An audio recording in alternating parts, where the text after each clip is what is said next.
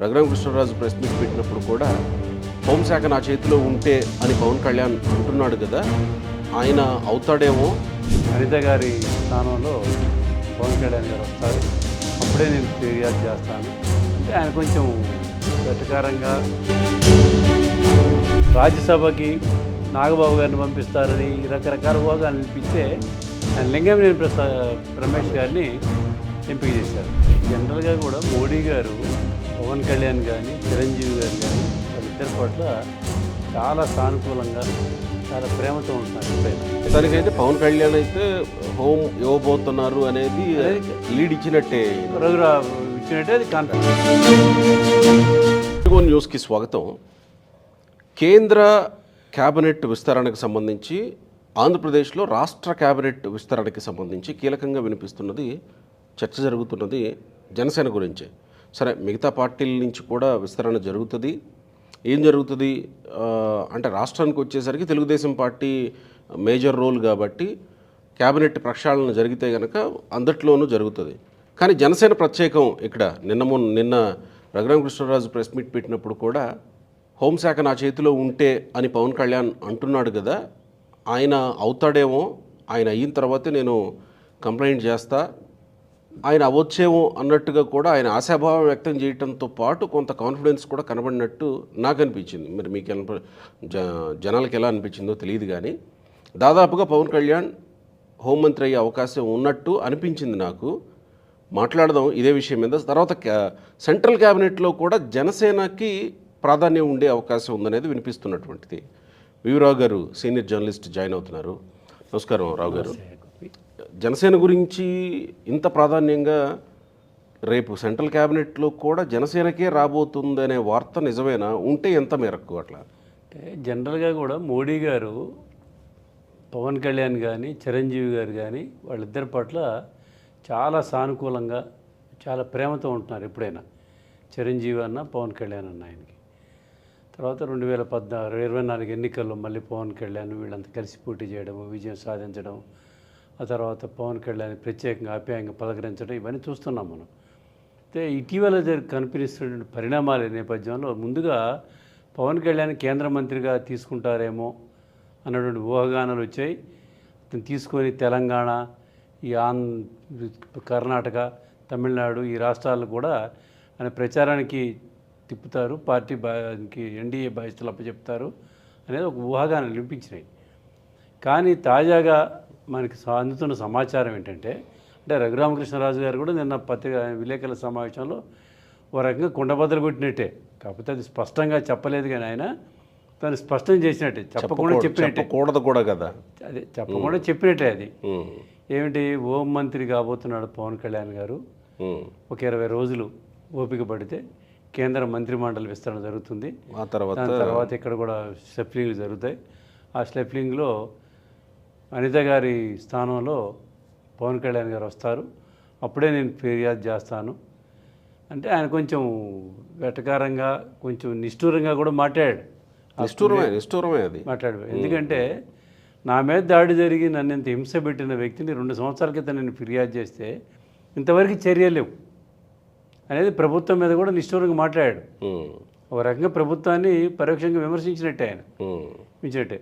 అందుకని పవన్ కళ్యాణ్ గారు కూడా పవన్ కళ్యాణ్ గారు కూడా 2-3 సందర్భాల్లో, మొన్న సాయికృష్ణ ఇన్సిడెంట్ కానీ అంతకుముందు 1-2 సంఘటనలు కానివ్వండి, ఇది జరిగినప్పుడు నేనే హోంమంత్రిని అయితే తాట తీసేవాడిని, ఇట్లుండేది కాదు అంటే. ఆ తర్వాత హోంమంత్రి గారు వెళ్ళి ఒక సందర్భంలో కలిసి ఆయనకి ఎక్స్ప్లెనేషన్ ఇచ్చి కూడా ఇచ్చారు అనిత గారు. ఈ పరిణామాలను చూస్తే అది నిజంగానే పవన్ కళ్యాణ్ గారు హోంమంత్రి అవుతాడు అనేది మనకు కూడా స్పష్టంగా కనపడుతుంది. ఇక రెండోది, కేంద్ర మంత్రికి సంబంధించినంతవరకు ఈ పవన్ కళ్యాణ్ గారు కేంద్రంలోకి వెళ్తాడు, ఇవన్నీ మళ్ళీ ఆయనకి రాజ్యసభ స్థానం చూడటం, ఇవి వేరే దగ్గర ఎన్నిక చేయటం, ఇవన్నీ ఒక సమస్యలు ఉంటాయి కేంద్రంలో. అది కాకుండా అనూహ్యంగా అంటే ఎందరో రాజ్యసభకి నాగబాబు గారిని పంపిస్తారని రకరకాల ఊహగా అనిపిస్తే ఆయన లింగంనేని రమేష్ గారిని ఎంపిక చేశారు. ఇవాళ మరో అనూహ్య పరిణామం ఏంటంటే లింగంనేని రమేష్ గారు కేంద్ర మంత్రి కాబోతున్నారు అనేది అంటే వినిపిస్తుంది ఇవాళ మనకి. అంటే ఆయనకి స్వతంత్ర శాఖ అంటే స్వతంత్ర సహాయ మంత్రిగా పోర్ట్ఫోలియో కూడా చెప్పేస్తున్నారు. ఎంఓఎస్ ఎంఓఎస్ ఇచ్చేస్తున్నారు. రమేష్ గారు మంత్రి అవుతున్నారు. ఇక మిగతా పార్టీలు అంటే బీజేపీ వైపు నుంచి కానీ టీడీపీ వైపు నుంచి కానీ ఎవరికి ఛాన్స్ లేదు, ఒక్కళ్ళకే ఇస్తారు, ఒక్కళ్ళకే ఇస్తారు ఆంధ్రప్రదేశ్ నుంచి అనేది ఇప్పుడు తాజాగా మనకు వినిపిస్తున్నటువంటి సమాచారం. ఎందుకంటే కేంద్రంలో రేపు రాబోయే రాష్ట్ర పంజాబ్ ఎన్నికలు, ఉత్తరాఖండ్ ఎన్నికలు, గోవా ఎన్నికలు, ఈ రాష్ట్రాల ఎన్నికలు ఉన్నాయి. ఆ ఎన్నికల్లో సీనియర్ల సేవలు వినియోగించుకోవడానికి చాలామంది మంత్రుల్ని వాళ్ళు పార్టీ బాధ్యతల వైపు టర్న్ చేస్తున్నారు. కేంద్రంలో బీజేపీ కొంతమంది గవర్నర్లకు పంపించాలని చెప్పేసి యువకుల్ని, ఫ్రెషర్స్ని ఎక్కువ మందిని తీసుకొని మంత్రిమండలిని కూర్పు చేయాలనే ఆలోచనలు ఉన్నారనేది మనకు వినిపిస్తున్నటువంటి ఊహాగానాలు. దాంతోపాటు మీకు తెలిసే ఉంటుంది, ఇప్పటి వరకు కేంద్రంలో బీజేపీతో అలయన్స్లో ఉన్నటువంటి ఎన్డీఏ మిత్రపక్షాలన్నింటికీ కేంద్ర మంత్రి ఉంది, ఒక్క జనసేనకు తప్ప. జనసేనకు కూడా గతంలో ఇచ్చేవాళ్ళు కావాలని 2 ఏళ్ల పాటు లింగమనేని రమేష్ కోసమే జనసేన ఈ దీన్ని అట్టిపెట్టింది. ఆయన రాజ్యసభకు ఎంపిక అయిన తర్వాత కేంద్ర మంత్రిని చేయబోతుందన్న ఇంకొక ప్రచారం కూడా ఉంది. అవును, అంటే గతంలో కూడా ఇద్దరే వాళ్ళకు ఉన్నటువంటిది మంత్రులు, 2 ఎంపీలు ఉన్నారు, 2 ఎంపీలు ఉన్నారు. ఆ 2 ఎంపీల్లో కాకుండా కొత్తగా రమేష్ గారిని చేయడం కొరకే ఆయన రాజ్యసభకు రమేష్ గారిని ఎంపిక చేసి ఈ దఫా మంత్రి పదవి ఇవ్వబోతున్నారు. అంటే ఇది వినిపిస్తున్న ప్రచారం ఇందులో స్ట్రాంగ్ ఇదే ఉన్నట్టే అనుకోవాలి, స్ట్రాంగ్ బేస్ ఉన్నట్టే అనుకోవాలి. ఎందుకంటే మనకి రమేష్ గారిని మెంబర్షిప్ రాజ్యసభకు పంపినప్పుడే రకరకాల ఈ వాదనలు వినిపించాయి. ఆ వాదనలు అన్నింటినీ కూడా ఆయన ఖండించాడు. పవన్ కళ్యాణ్ చాలా తీవ్రంగా మాట్లాడాడు. కరెక్ట్. ఇది ఏదో కాపుల కోసం పెట్టిన పార్టీ కాదు, ఇది కాపుల పార్టీ కాదు. రమేష్ గారి ఐడియాలజీ వేరు, ఆయన నిలబడిన తీరు వేరు. ఆయన రమేష్ మనోహర్ గారి గురించి మాట్లాడినా కానీ, రమేష్ గురించి మాట్లాడినా కానీ, ఎవరి గురించి మాట్లాడినా కానీ వాళ్ళకి ముందు ఇచ్చేటువంటి ప్రాధాన్యత కానీ, వాళ్ళ ఎఫిషియన్సీని కానీ, వాళ్ళ కమిట్మెంట్ని కానీ ఎక్కడ తగ్గించకుండా పవన్ కళ్యాణ్ గారు చాలా స్ట్రాంగ్గా మాట్లాడారు. ఆయన కొన్ని సంఘటనలు ఏది అప్పుడు సాయి కృష్ణ ఇష్యూ వచ్చినప్పుడు కూడా కులమైతే నేరగాళ్ళని మనం సపోర్ట్ చేయాలా, రౌడీ షీటర్ని ఇది చేయాలా అని చాలా గట్టిగా సమాధానాలు చెప్పాడు. ఇవాళ ఆ కాకినాడలో మీటింగ్ జరిగిన తర్వాత కూడా జనసేన పార్టీ ఎమ్మెల్యేలు, ఆ పార్టీ నాయకులు కూడా చాలా స్ట్రాంగ్గా మాట్లాడుతున్నారు. ఇవాళ ఇందాక ఎక్కడో చూశాను, బొల్లేని శ్రీనివాసరావు, తాడేపల్లిగూడెం ఎమ్మెల్యే, బొలిశెట్టి శ్రీనివాసరావు గారు, ఆయన దాసరి రాము అని కాపు నాయకుడు ఉన్నారు కదా, చాలా స్ట్రాంగ్ కౌంటర్లు ఇస్తున్నారు. స్టార్ట్ చేశారు కదా, నిన్న మొన్నటి నుంచే స్టార్ట్ చేశారు. అదే చాలా స్ట్రాంగ్గా ఇచ్చాడు, మాట్లాడుతున్నారు. అది జనసేన ప్రజాప్రతినిధులు మన కాకినాడ మీటింగ్ తర్వాత ఆ పరిణామం ఒకటి కనపడుతుంది మనకి. అందుకని కులాలు, పార్టీలో కాపు కులాలకే ఇవ్వాలి పదవులు, వీళ్ళకే ఇవ్వాలి అనేటువంటి దాన్ని పవన్ కళ్యాణ్ అధిగమించారు. ఎప్పుడు అధిగమించి ఆయనకి స్పష్టంగా రాజ్యసభ ఇచ్చినప్పుడే అర్థమైంది. సో అయితే ఈసారి షఫ్లింగ్లో, క్యాబినెట్ షఫ్లింగ్లో సెంట్రల్లోనూ జనసేనదే హవా, రాష్ట్రంలో కూడా ఇక రాష్ట్రంలో అంటే హోంమంత్రి పవన్ కళ్యాణ్ గారు తీసుకుంటే ఒక రకమైనటువంటి ఉత్సాహం తెలుగుదేశం క్యాడర్లో, జనసేన క్యాడర్లో, అన్ని క్యాడర్లో ఒక రకమైన ఉత్సాహం వస్తుంది. ఎందుకంటే ఆయన ఉండేటువంటి ఇదిగా, ఆయన మాట్లాడే పద్ధతి కానీ, ఆయన అహాభావాలు కానీ, ఆయన ఈ అగ్రెసివ్నెస్ ఇవన్నీ క్యాడర్లో ఒక రకమైన జోష్ పెంచుతాయి. జోష్ పెంచితే ఆ చంద్రబాబుకి ఒక రకమైనటువంటి ఆందోళన కూడా ఉంటుంది. అంటే ఆయన అన్ని ఆచితూచి చంద్రబాబు గారు వ్యక్తి కదా, అంటే పవన్ కళ్యాణ్ కూడా ఆచితూ చూడకుండా వెళ్ళే అవకాశం లేదనుకోండి. బాధ్యతలు పెరిగిన డెఫినెట్గా బాధ్యత అంటూ తీసుకున్న తర్వాత ఆచితూచే వెళ్ళాలి. బాధ్యతలు పెరుగుతున్న కొద్దికి కూడా ఒక్కో సమయం పాటించడం ఇవన్నీ ఉంటాయి.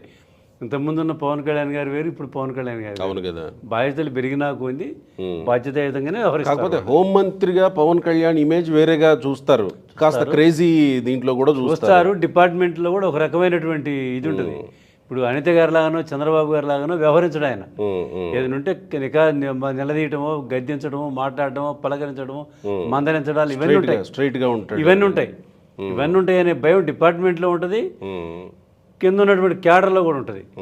ఈయన ఉంటే ఇదిగా ఉంటుంది, మనకి ఏదైనా చిన్న అన్యాయం జరిగినా కూడా మనకి న్యాయం జరుగుద్ది, ఈ చంద్రబాబు గారి లాగా ఆచితూచి ఉండే వ్యవహారం ఉండదు అనేటువంటిది కూటమి క్యాడర్లో క్రమేణ ఉంటుంది. రెండో వైపు కూడా ఇప్పుడు అవతల పార్టీ, ప్రతిపక్ష పార్టీలో ఉన్నటువంటి ఈ రెచ్చిపోయే చోటా మోటా నాయకులు కూడా ఆలోచిస్తారు. ఇంత అగ్రెసివ్గా ఇంత నోటికి వచ్చినట్టు మాట్లాడేటువంటి అంటే ఇంకొక సెన్సిటివ్ ఇది ఉంది ఇక్కడ. హోంమంత్రి అయిన వాళ్ళు ఎవరైనా వాళ్ళ మీద చాలా ఆరోపణలు వస్తాయి. ఎందుకంటే నిత్యం ప్రజలతో ముడిపడి ఉండేటువంటి శాఖ, ప్రజల జీవన గమనంలో ఉండేటువంటి శాఖ. ఓ చిన్న బ్యాడ్ నేమ్ వచ్చినా కానీ నేరుగా హోంమంత్రి బాధ్యులు అవుతారు దానికి. సో కోడెల శివప్రసాద్ తీసుకున్న తర్వాత ఈయన గౌడ్ దేవేంద్ర గౌడ్ తీసుకున్న వీళ్ళ మీద ఇప్పటికీ కొన్ని ఆరోపణలు చేసేవాళ్ళు ఉన్నారు. వీళ్ళు హోంమంత్రులుగా ఉన్నప్పుడు జరిగినటువంటి వీటి మీద కొన్ని సరే వాట్ ఎవర్ ఆరోపణలు అయితే ఉన్నాయి. సో అలాంటి మార్క్స్ కూడా పడే అవకాశం ఉంది హోంమంత్రిగా ఉన్నప్పుడు. కాకపోతే ఏంటంటే ఈయనకున్న తేడా ఏంటంటే దేవేంద్ర గౌడ్ గారు కానీ కోడెల శివప్రసాద్ గారు కానీ చంద్రబాబు గారి నేతృత్వంలో పనిచేశారు వాడు.